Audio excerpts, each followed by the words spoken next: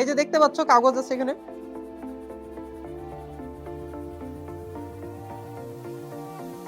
এই যে দেখছো এটার কি পাওয়ার অনেক বেশি না? এই যে দেখো এটা কিন্তু এখনো লেগে আছে, তাই না?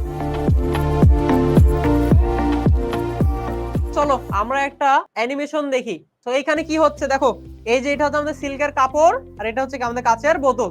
আর আমরা কি করব, একটু ঘষা দিব সিল্কের কাপড়ের সাথে আমাদের বোতলটাকে, এই যে একটু ঘষা দিলাম, ঠিক আছে। আবার দেখো এই যে আমাদের কাপড়ের সাথে বোতলটাকে কি করবে, একটু ঘষা দিব, ঠিক আছে। ঘষা দিলাম, ঘষা দেওয়ার পরে এরকম কাগজের টুকরার মধ্যে আমি নিয়ে এসে রাখছি, কাগজের টুকরার মধ্যে। তাহলে কাগজের টুকরাগুলোকে দেখা যাবে সেটা কি করছে, এভাবে আকর্ষণ করছে। কাগজের টুকরাগুলোকে সে কি করছে, আকর্ষণ করছে। কেমন, কাগজের টুকরাগুলোকে সে কি করছে, আকর্ষণ করে তার কাছে নিয়ে নিচ্ছে। কারণ কেন এটা আকর্ষণ করছে এখন এটা আমরা বোঝার চেষ্টা করি। এই যে যখন ঘষা দিলাম তখন দেখা যাবে যে আমাদের এই যে বোতলের মধ্যে পজিটিভ চার্জ ছিল, নেগেটিভ চার্জ ছিল, ঠিক আছে। সো নেগেটিভ চার্জগুলো কিসে চলে আসবে, নেগেটিভ চার্জগুলো চলে যাবে কোথায়, সিল্কের মধ্যে। নেগেটিভ চার্জ চলে যাবে কোথার মধ্যে, সিল্কের মধ্যে। আর এখানে কি শুধুমাত্র পজিটিভ গুলা পড়ে থাকবে, শুধুমাত্র পড়ে থাকবে কি আমাদের পজিটিভ গুলা।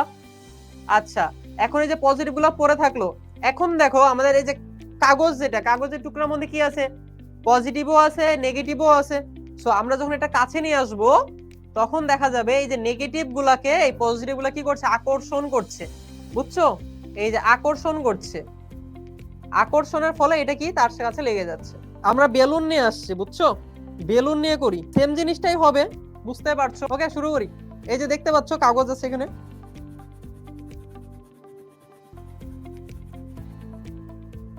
এই যে দেখছো এটার কি পাওয়ার অনেক বেশি না? এবার তো ঠিক আছে মনে হয়। ওকে, সো এখন যদি আমাকে বলে যে এটা এই যে দেখো এটা কিন্তু এখনো লেগে আছে, তাই না? অনেক জোস।